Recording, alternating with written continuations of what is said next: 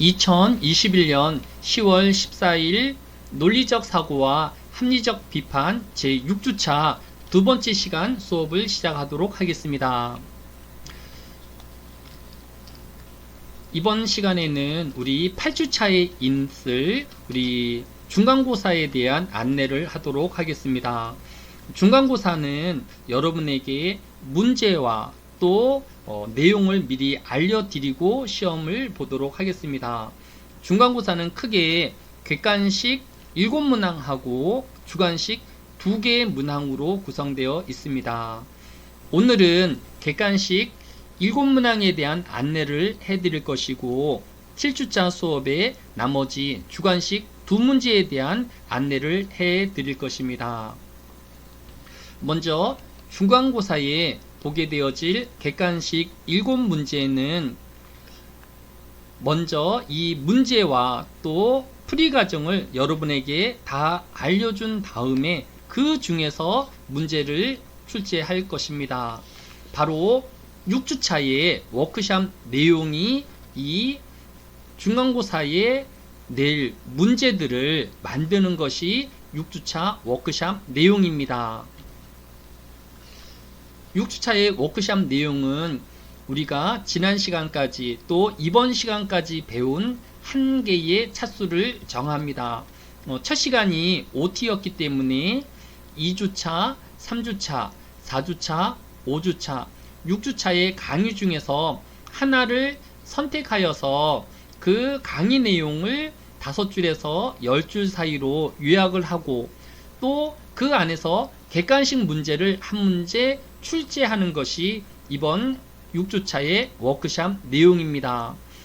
우리 교재가 있는 학생들은 우리 교재의 부분들을 요약해도 되고 또 교재가 없는 학생은 사이버 캠퍼스에 제가 강의한 내용을 매시간 25분으로 편집하여서 우리 사이버 캠퍼스에 탑재되어 있습니다. 그 내용을 들으면서 5줄 정도로 요약을 하고 또 그 내용을 가지고 객관식 문제를 출제하면 됩니다. 워크샵 참여 방법은 토론실 6주차 수업 안내 및 또 워크샵 게시판에 글쓰기를 누른 후에 제목에다가는 자신의 학번하고 이름을 기록하고 자신이 선택한 2주차, 3주차 또는 5주차, 6주차를 기록하면 됩니다. 예를 들어서 홍길동 2021-3112-345/하고 나는 3주차 이렇게 선택을 하면 됩니다. 이제 게시판 내용에는 자신이 선택한 교재의 챕터를 내용을 5줄에서 10줄로 요약하고 이에 대한 객관식 문제를 출제한 후에 정답과 풀이 과정을 기록하면 됩니다. 우리 반장인 서민경 학생. 네, 교수님. 네, 우리 8주차에 우리 중간고사를 볼 터인데 여러분이 시험을 보면서 제일 억울한 경우가 어떤 경우냐 하면 시험 공부는 열심히 했는데 공부한 것에서 한 문제도 나오지 않거나 또 엉뚱하게 교수가 문제를 출제하면 참 허망하고 또 허탈해지는 경험들이 있을 것입니다. 그런데 이번 중간고사는 여러분이 공부한 것만큼 성적을 얻을 수 있도록 준비를 하였습니다. 그래서 중간고사에서 가장 성적이 좋은 학생하고 가장 성적이 안 좋은 학생을 한 7점 정도 이렇게 간격을 벌려 놓으려고 합니다. 우리 반장인 우리 서민경 학생이 이 지금 6주차 워크샵에 대해서 이해가 되었나요? 네, 잘 이해되었습니다. 네, 그러니까 첫째 시간 우리 OT 날을 빼고 2주차에서 오늘이 이제 6주차잖아요, 그죠? 이 중에서 이제 한 주를 정하는 거예요. 그래서 나는 5주차 수업을 정하겠다. 나는 오늘 수업한 거 6주차 수업을 정하겠다라고 하면 이제 우리 사이버 캠퍼스에 이제 우리 7교시, 8교시 강의가 탑재되어 있으니까 그 강의를 다시 한번 들으면서 5줄에서 10줄로 요약을 하는 거예요. 그리고 그 강의 내용 중에서 객관식 문제를 한 문제 출제하고 그거에 대한 이제 정답하고 풀이 과정을 기록하면 됩니다. 그렇게 여러분이 이제 다음 주는 우리 그 면접하고 실기고사 때문에 한 주간 쉬기 때문에 여러분 충분히 이 워크샵을 해놓으면 제가 그 중에서 가장 우수하고 또 필요한 문제들을 15문제에서 그 17문제를 추려가지고 미리 여러분한테 제시를 할 겁니다. 여러분이 그 문제들을 충분히 공부하고 와서 보면 그 안에서만 객관식 문제 7문제를 출제하도록 하겠습니다. 이 반장, 이 중간고사 객관식에 대해서는 크게 염려하지 않아도 되겠지요. 네. 네, 그래서 여러분이 그 6주차에 우리 이 객관식 문제 만들기에만 잘 만들면 여러분이 출제한 문제가 중간고사에 그대로 나타날 수도 있습니다. 하기 때문에 여러분이 이 6주차 수업에 객관식 문제를 그 단원이 필요로 하는 그런 내용들을 잘 담아서 문제를 한번 출제해 보기 바랍니다.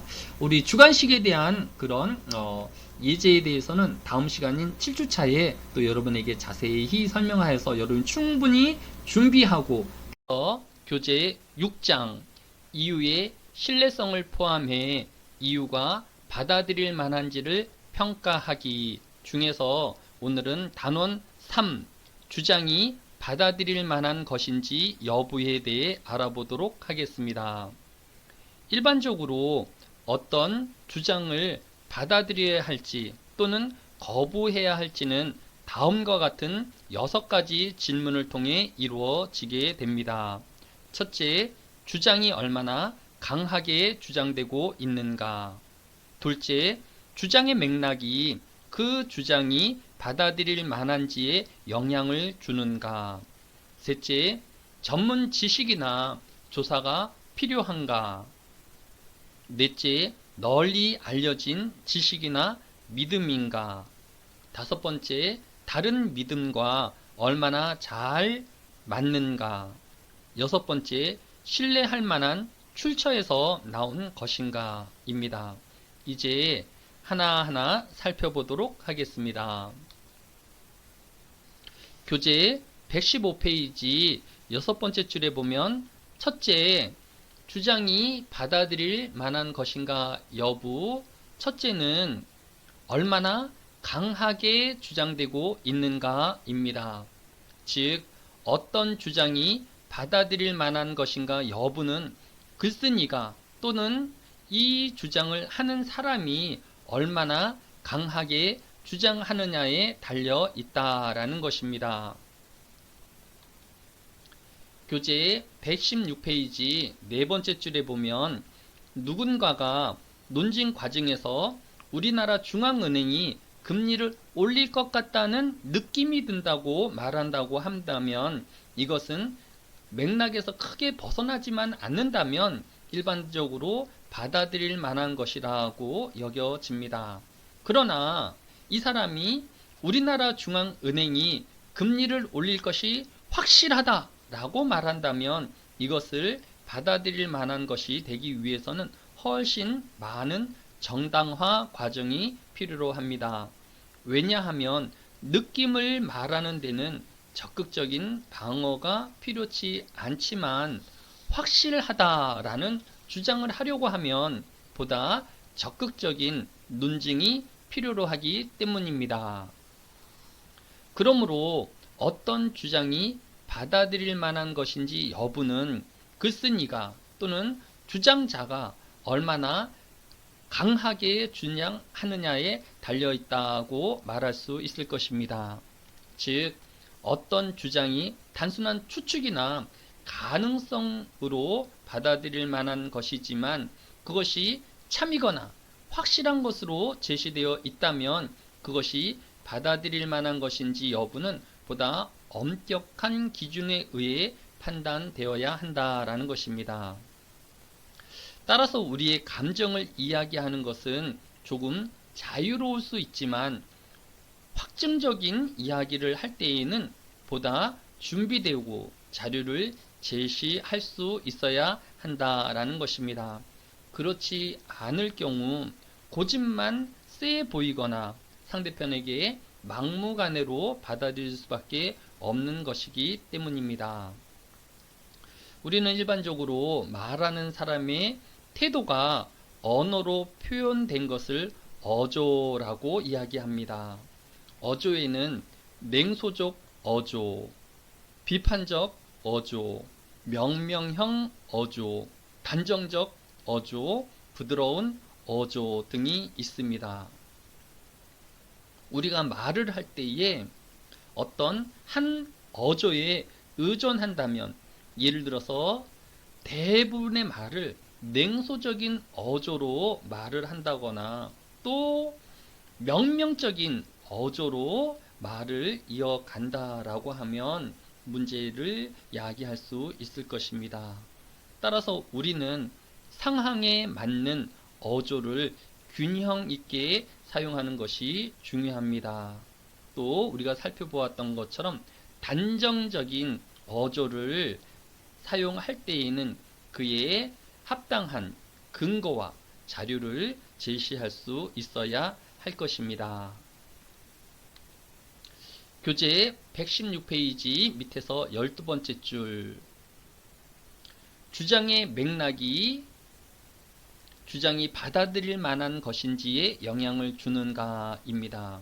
말이 좀 어려운데, 예를 들어서 형사가 사건을 조사함에 있어서 그 조사 초기에 나는 이 사람이 범인일 것이다 라고 예측을 한다라고 하면, 이 조사의 초기 단계에서 비교적 작은 증거의 근거에서 이렇게 이야기한다 할지라도 크게 문제되지 않을 수 있을 것입니다. 그런데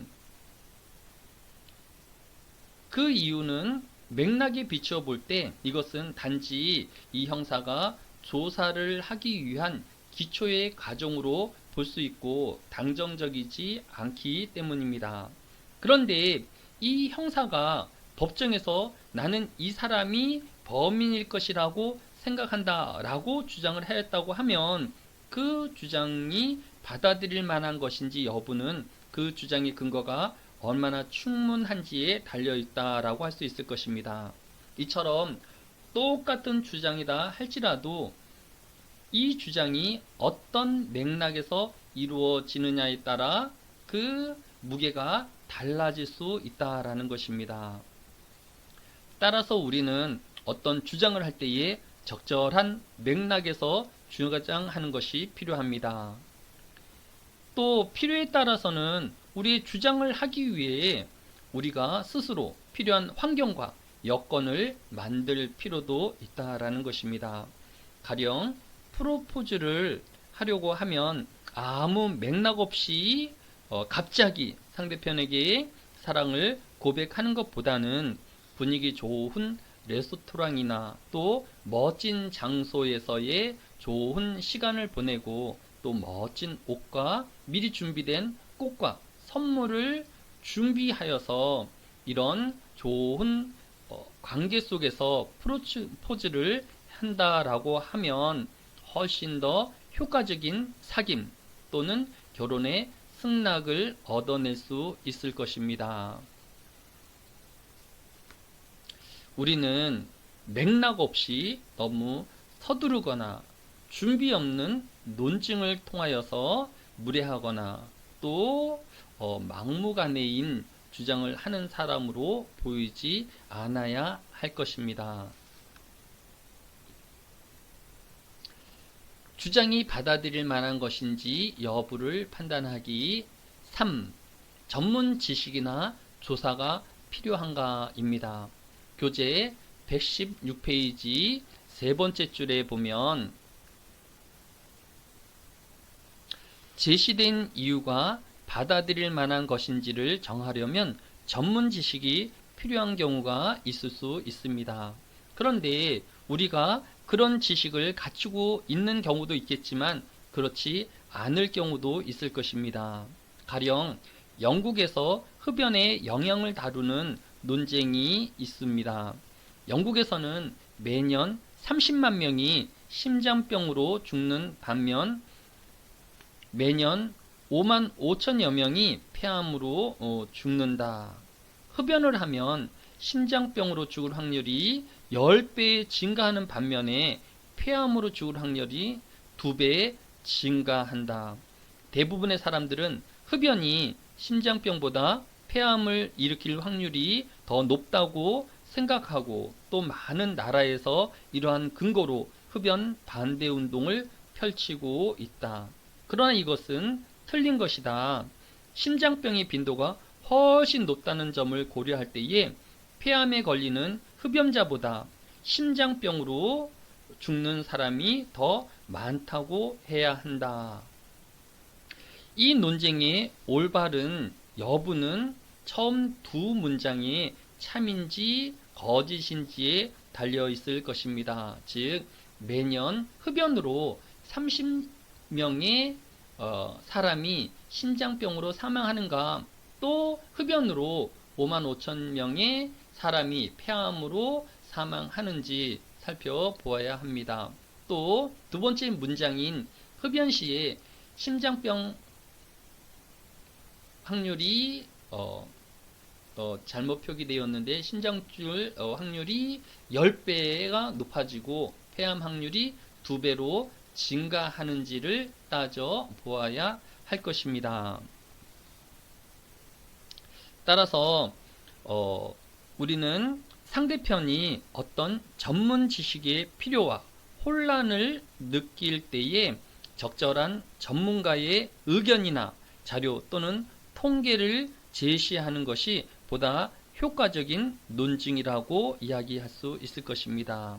제가 조사를 해보니까 흡연을 통하여서 폐에 안 좋은 영향을 끼치는 경우도 있지만, 흡연을 통하면 심장 발작을 일으킬 확률이 높아지고, 또 몸에 좋은 콜레스테롤인 HDL의 농도를 떨어뜨리고 나쁜 콜레스테롤인 LDL의 수치를 상승시킨다고 합니다. 또한 흡연은 혈전을 증가시켜서 심근경색의 요인이 된다고 이야기하고 있는 것을 볼 수 있습니다. 이러한 자료들과 통계를 따져보고 또 살펴본다면 이 문장의 주장이 또 신빙성이 있다라는 생각도 하게 되어집니다. 다음으로 교재 117페이지 밑에서 10번째 줄, 네 번째, 잘 알려진 주장이나 믿음인가? 결론을 뒷받침하기 위해 제시된 이유가 잘 알려진 주장이나 믿음인 경우도 있습니다. 가령 어떤 사람이 주장을 하면서 지구는 둥글기 때문에 라고 이야기를 한다라고 하면, 우리는 정상적인 맥락에서 이 주장을 받아들일 것인지 또 거부할 것인지 묻는 것은 오히려 지나칠 것입니다. 보통의 맥락이라고 하면 이러한 논증은 참이라고 받아들여지기 때문입니다. 물론 특수한 과학적 맥락이라면 아무리 이러한 주장이라도 문제가 될 수 있을 것입니다. 하지만 정상적인 맥락이라고 한다라고 하면 이러한 논증을 의심하기는 어려울 것입니다. 예를 들어서 또 살인을 하는 것은 도덕적으로 옳지 않다. 따라서 이렇게 논증을 이어가고 있다라고 하면 우리는 이러한 논증을 특별한 이유가 없는 한 그대로 받아들이게 되어집니다. 이처럼 널리 알려지고 받아들여지는 일들은 우리가 특별한 검증 없이 사실로 받아들여지고 있습니다. 따라서 우리는 논증을 할 때에 어떤 속담이나 또 격언 등을 적절하게 활용을 한다면 널리 알려진 사실이기 때문에 상대편의 의심을 받지 않고 우리의 주장을 효과적으로 전달하는 방법이 될 수 있을 것입니다. 교재 118페이지 다섯 번째, 다른 믿음과 얼마나 잘 맞는가입니다. 여러분이 따져보는 이유가 여러분이 지니고 있는 다른 믿음과 잘 맞는 경우도 있고 그렇지 않는 경우도 있기 때문입니다.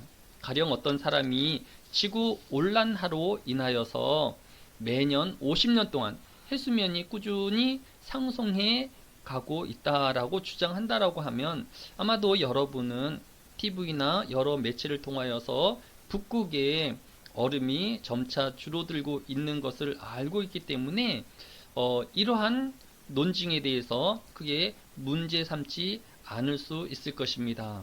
그런데 나는 진화론적 세계관을 가지고 있음에도 불구하고 어떤 사람이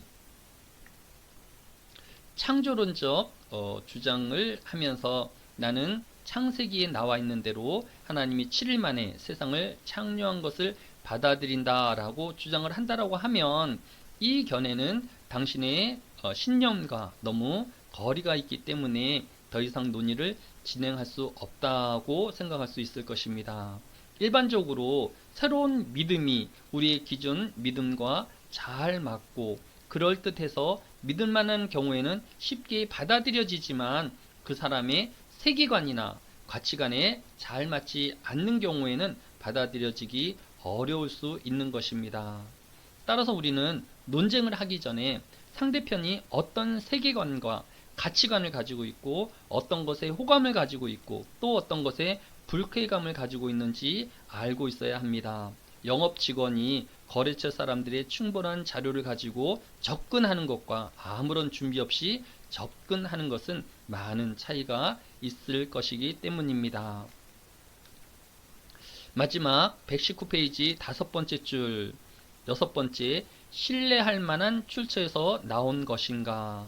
우리가 알고 있는 출처에서 어떤 주장이 나왔기 때문에 우리는 그 주장을 받아들이거나 거부해도 된다고 생각하는 경우가 있습니다.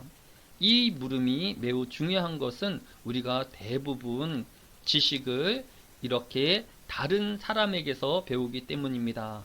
선생님에게서 또 친구에게서 때로는 신문이나 인터넷 등에서 배우기 때문입니다.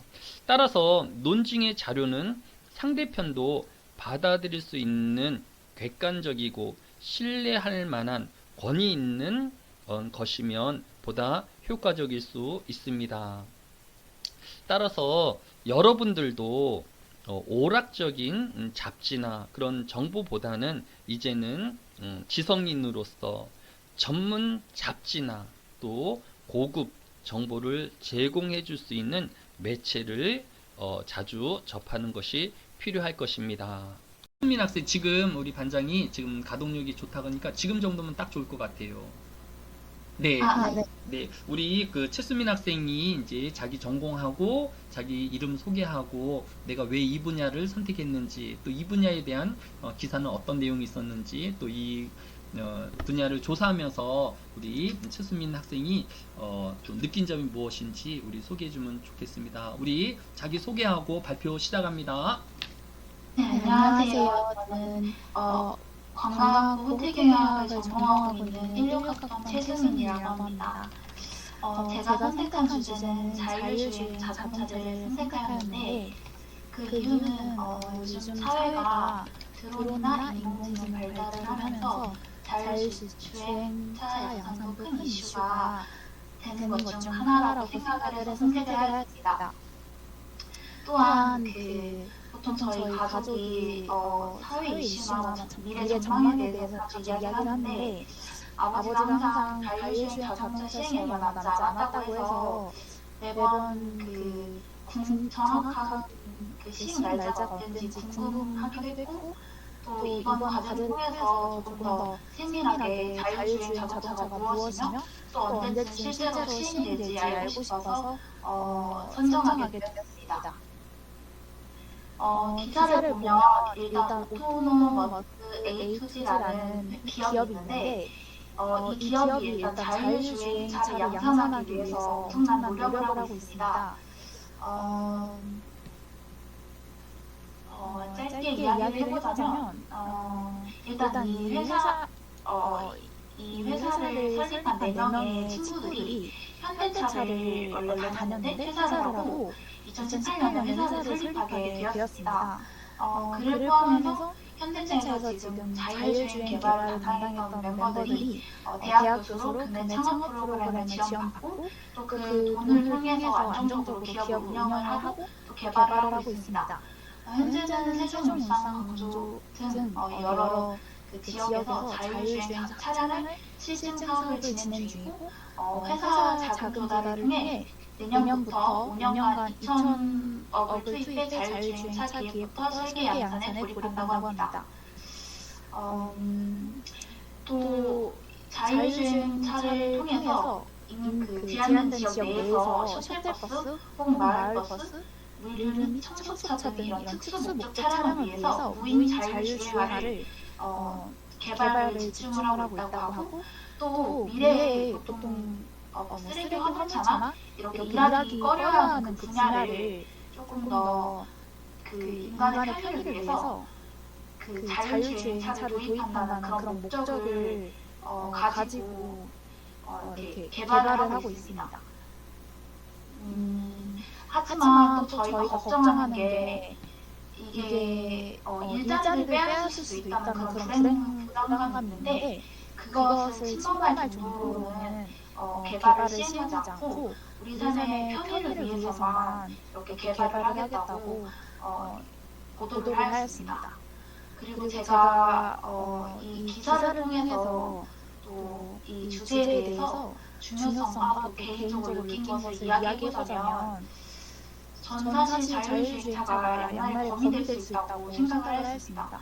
자율주행차를 시행하면 일단 무인 청소차 같이 시민들이 꺼려하는 업무들을 이행할 수 있어서 정말 큰 장점을 가지고 있지만 반대로 기계가 작동을 하기 때문에 우리가 생각하지 못한 오류가 발생해서 또 사고가 크게 나거나 이렇게 예상치 못한 사건들이 일어날 수 있어서 안정성을 놓칠 수 있다는 그런 생각을 하였습니다. 네, 이상입니다. 네, 우리 최수민 학생은 저는 이제 뭐 이렇게 자율주행 자동차 하면 이제 우리들이 이제 좀 편하게 그 운전을 좀 하고 또 이렇게 좀 여유로운 운전을 할 수 있는 그쪽 분야만 생각했는데 우리 최수민 학생이 이야기하고 있는 이렇게 청소차라든지 또 이렇게 사람들이 꺼리는 반복적인 또 같은 거리면 이렇게 운행을 하지만 반복적이고 그 다음에 또 사람들이 또 기피하는 이런 직업군의 이런 자율주행 자동차를 투입하게 되어지면 훨씬 더 이제 이런 효율성도 높이고 또 이런 기피되어지는 인력난도 대체할 수 있는 이런 좋은 이제 또 사업 분야다라는 것들을 소개해 주어서 제가 생각했던 것보다 이제 좀 더 넓어질 수 있었고 그 다음에 지금 오토 노머스 AS 투지 이 회사가 이제 아마 그 자율주행에 대해서 이제 좀 아마 선두그룹인 것 같아요. 신문에도 이렇게 보도되는 거 보니까 또 저는 이제 자율주행이 이런 우리나라 대기업인 현대라든지 기아라든지 이런 대기업 중심으로 이런 자율주행 자동차들이 테스트되어지고 개발되어지는 거라고 생각했는데 의외로 이런 이제 중소규모 단위의 이런 자율주행 그 회사들이 이렇게 좀 준비하고 있고 또 개발 중이라고 해서 이게 좀 더 넓은 전 산업 분야에 또 이런 폭이 넓구나라는 것을 좀 이해할 수 있게 되었습니다. 자, 우리 반장 서민경 학생. 네, 교수님. 우리 이제 서민경 학생이 이제 오늘 우리 최수민 학생이 이제 발표하는 것을 들으면서 우리 제가 틀을 짜준 거잖아요, 그죠? 내가 왜 이 분야를 선택했는지 그리고 이 분야에 대한 이제 신문 기사는 아무래도 공신력 있고 또 객관적인 또 전문가의 주장들을 이렇게 소개하면서 기사가 발표되어지기 때문에 그런 내용들을 담고 그 다음에 이제 우리 그 최수민 학생이 이제 자신의 느낀 점을 이렇게 발표를 했단 말이에요, 그죠? 네. 이렇게 자신의 그 분야에 대해서 잘 알지 못하는 분야에 대해서 이제 공식력 있는 뉴스 또는 이제 전문가의 내용을 설명하면서 이렇게 발표를 하니까 우리가 지금 몇 번 발표를 했었잖아요, 그죠? 그런 네. 발표하고 오늘 이제 우리 최수민 학생이나 또 우리 반장이 발표한 것이나 또 서민아 학생이 발표한 것들의 어떤 수준이라든지 또 어떤 그런 설득력이 어떤 것 같아요? 객관적으로 우리 반장이 생각했을 때에. 우선은 신문기사 등에 이렇게 공신력이 있는 자료를 사용했고 이 글을 쓰기 위해 조사를 하면서 더 전문적인 것도 많이 찾아보셨을 것이기 때문에 더 믿음직한 그런 자료가 되지 않았을까 생각합니다. 아, 네, 우리 반장이 선미 학생이 이야기한 것처럼 이렇게 보고서를 이제 자신의 생각이나 또 이런 또 개인적인 자료들을 사용하는 것보다 이렇게 공신력 있는 자료 또 전문가의 자료들을 사용하여서 자신의 주장이나 또 자신의 생각들을 표현하게 되었을 때에 훨씬 더 반장의 말처럼 설득력 있고 또 이런 논증들을 더 잘 받아들일 수 있도록 되어진다라는 것을 우리가 오늘 발표를 통해서 실제 체험할 수 있었습니다. 여러분이 이제 아마 중간고사나 또 여러 또 과목에서 여러분의 보고서 또 이런 과제들을 요구를 할 겁니다. 그런 과제에 대해서 오늘 배운 이런 상대편 교수님을 좀 더 설득력 있게 또 교수님에게 호소력 있는 그런 보고서나 또 과제를 질 수 있도록 오늘 배운 것들 중에서 한 가지, 두 가지 정도는 꼭 포함해서 여러분이 과제를 수행해보고 또 저희 과목에서도 그런 방법들을 꼭 사용하여서 과제를 완성해 주기를 바랍니다. 네, 오늘 제가 우리 선민경 반장을 너무 이제 혹독하게 사용하기 때문에 오늘